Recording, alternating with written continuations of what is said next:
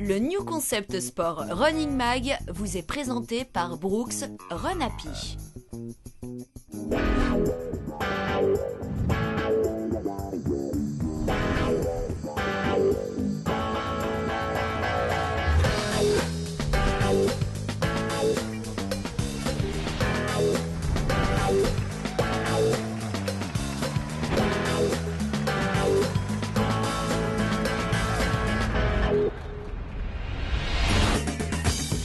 Salut à tous pour ce dernier numéro de l'année, et avant que le mag ne reparte de plus belle en 2014, c'est un programme complet qui vous attend. Nous parlerons tout d'abord des textiles dits de première couche avec un grand spécialiste, Laurent Dufaux de chez Craft. Nous irons aussi à la rencontre de l'un des grands favoris des prochains championnats d'Europe de marathon, l'Érythréen et futur Suisse, Tadesse Abraham.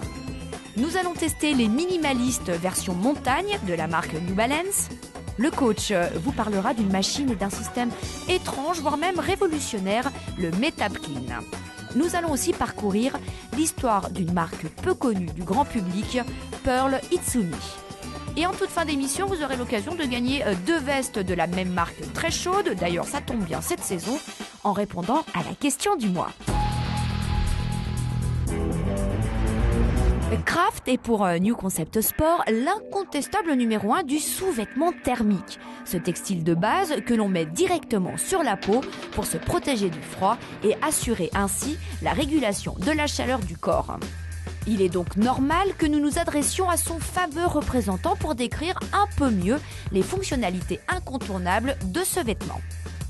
On sait que quand on fait un effort physique, le corps monte aux températures, donc on va générer de la transpiration, et l'importance de la première couche du sous-vêtement fonctionnel, c'est justement d'évacuer cette humidité et cette chaleur pour se sentir à l'aise et être encore plus performant par rapport à un effort physique. Et c'est pour ça qu'il est important de ne pas trop s'habiller, mais s'habiller justement avec la bonne couche de base.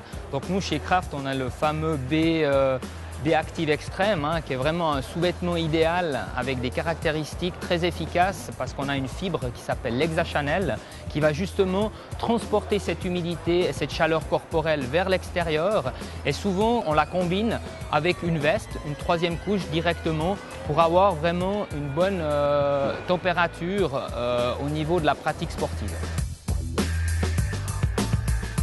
Pour l'intérêt, justement, un sous-vêtement, il n'est pas spécifique qu'à la course à pied. On a vraiment la possibilité de l'utiliser pour tout type d'activité physique ou loisir. Ça peut être également pour des gens qui travaillent à l'extérieur. On sait que des ouvriers qui travaillent sur des chantiers où ils ont des différences de température, ils transpirent. C'est important d'avoir justement un sous-vêtement fonctionnel pour se sentir au sec et se sentir plus à l'aise par rapport à ces différents types d'activités.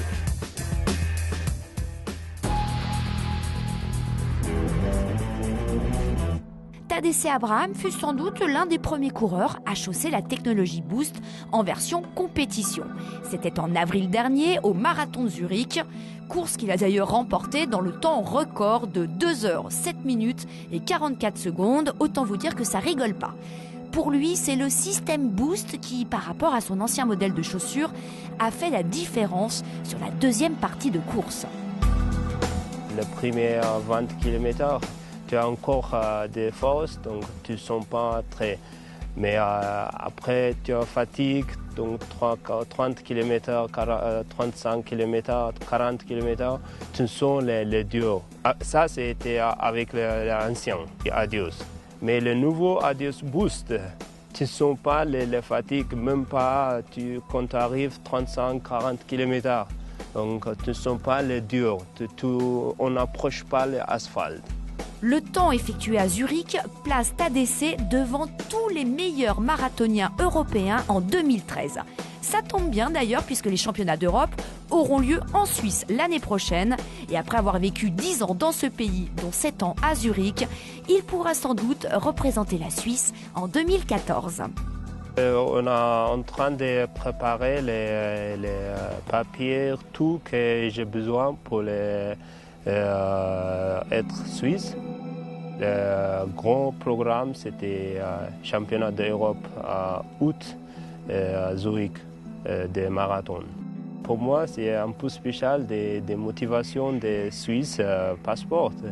Donc voilà, je vais essayer mon meilleur être sur la podium.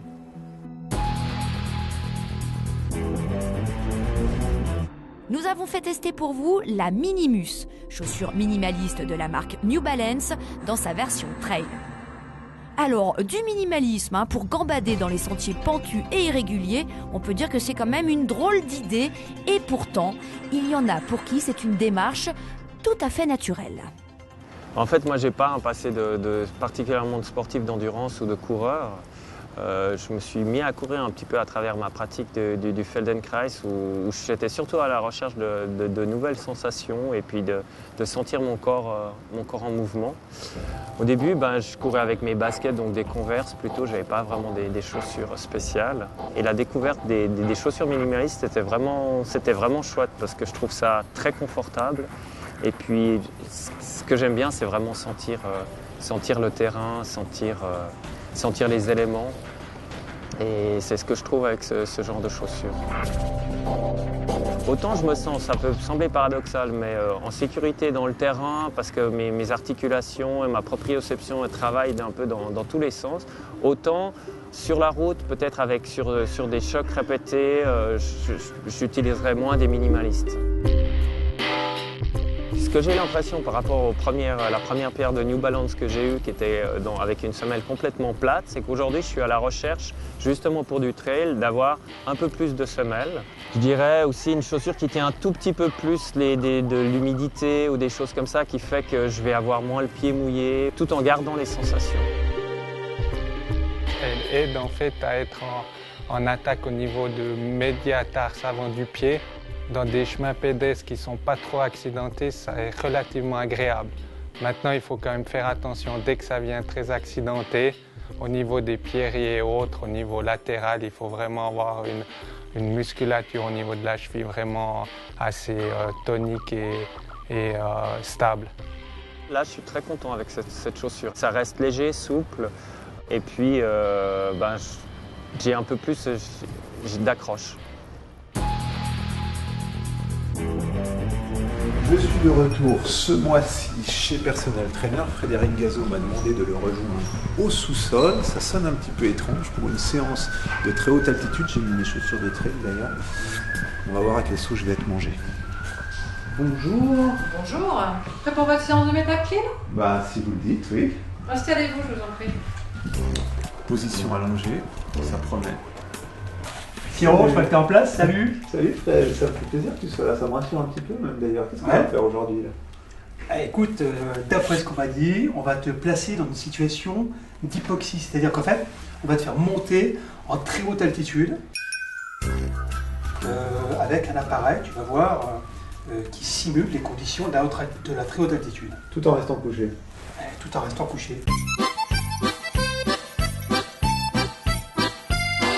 Alors, ça va agir sur ta récupération. C'est-à-dire qu'à l'origine, il y a 10 ans, l'hypoxie avait été créée pour évidemment accoutumer les sportifs qui voulaient s'exposer à la haute altitude. Et on s'est aperçu, finalement par le hasard des entraînements, que les personnes qui subissaient ce type de protocole se sentaient moins fatiguées. Ils disaient qu'ils dormaient mieux. Ça nous a bien sûr interpellés et on a commencé à faire des recherches sur le sujet. Voilà pourquoi aujourd'hui tu es allongé dans ce fauteuil pour faire une petite séance de récupération. Je dors pas très bien en ce moment, on va tout de suite voir si c'est efficace. Écoute, moi ce que je te propose c'est masque sur le nez et haut de dos. Alors l'ami Pierrot, comment ça s'est passé cette petite sieste en plein après-midi ? Les yeux qui brillent. Heureusement il n'y avait pas trop de soleil, donc j'ai pas pris trop de coups de soleil avec ça. Alors là du point de vue du coureur à pied, parce qu'on revient quand même à notre activité principale qui est celle de la course à pied, quels sont les intérêts concrets ? Alors, l'intérêt, c'est la récupération.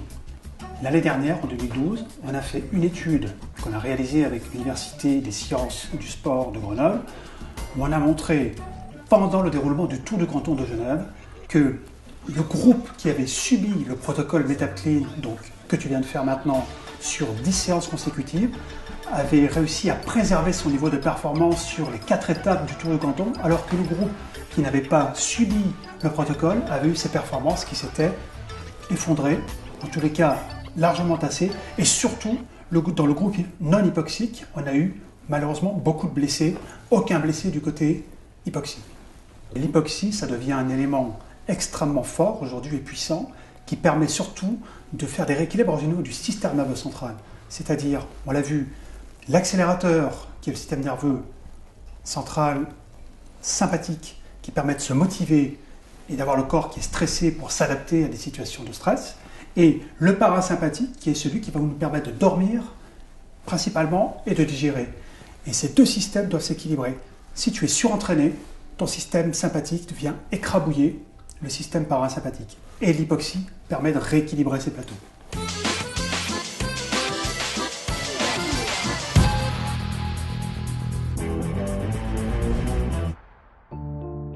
Les origines fondatrices des marques de sport sont souvent de belles histoires qu'on pourrait même raconter aux enfants juste avant de s'endormir. Pour Pearl Izumi, c'est l'histoire d'un papa japonais, monsieur Shimizu, qui en 1950 décide de créer pour sa graine de champion de fils un cuissard cycliste performant. Alors à l'époque, il est vrai que c'était plutôt le désert en matière de matériel sportif. L'aventure Pearl Izumi est ainsi lancée. Et du vélo, la marque va évoluer plus tard vers le triathlon, puis vers le textile conçu pour le running. Aujourd'hui, la marque elle a évolué. Elle est divisée sur 2 continents. L'Asie, qui est basée à Tokyo. Et la distribution est basée à Tokyo. Et le reste du monde, la distribution est basée à Boulder, dans le Colorado. La part du marché du vélo est la plus importante, que ce soit en Asie, en Amérique ou en Europe. Et le but clair de Pearl Izumi est d'avoir autant de parts du marché au niveau du running dans le monde entier. We are champions of the human machine. We are Pearl Izumi. Pearl Izumi a un slogan ils veulent être champions de la machine humaine. Ils veulent participer à cette technologie qu'est le corps humain. Donc chaque pièce qu'ils produisent doit améliorer la performance de l'athlète. La philosophie de Pearl Izumi, c'est qu'ils créent la plupart du temps leurs propres produits, leurs propres laminés, leurs propres fibres, et ils ne vont pas chercher ça à l'extérieur. Il y a tout ce qui est laminé, donc imperméabilité des vestes, des textiles, parce que là vous avez un leader Gore-Tex, qui a une grosse part du marché, mais si on veut l'utiliser, c'est très très cher. Donc eux, ils préfèrent créer leur technologie dans leur laboratoire et de ce fait, ils ont vraiment le contrôle de A à Z sur la technologie, mais arrivent aussi à avoir des produits équivalents, voire supérieurs à ces laminés communs qu'on trouve sur le marché.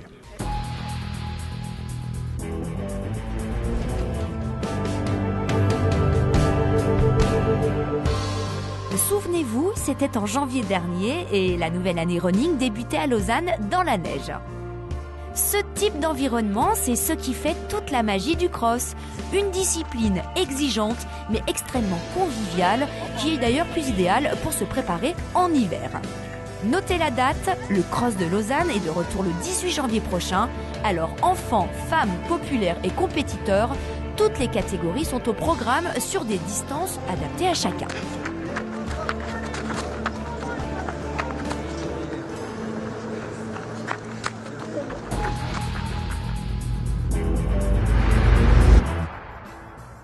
C'est bien Fabian Cancellara qui, tout au long de la saison, porte les couleurs de Kraft avec son équipe cycliste professionnelle RadioShack Léopard. C'était donc B qu'il fallait répondre à la question concours du mois passé. Et ce sont Nicole Eder et Fabrice Pillet qui reçoivent chacun une veste Weather Jacket d'une valeur de 200 francs. Ce mois-ci, pour pouvoir fêter Noël, vous avez l'occasion de gagner 2 nouvelles vestes d'hiver de la marque Pearl Izumi. Répondez juste à la question suivante. Quel est le sport par lequel Pearl Izumi a débuté son activité dans les années 50 ? A. Le cyclisme. B. L'alpinisme. C. La natation. Ah, puis au fait, on va pas vous oublier. Bonne fête à tous!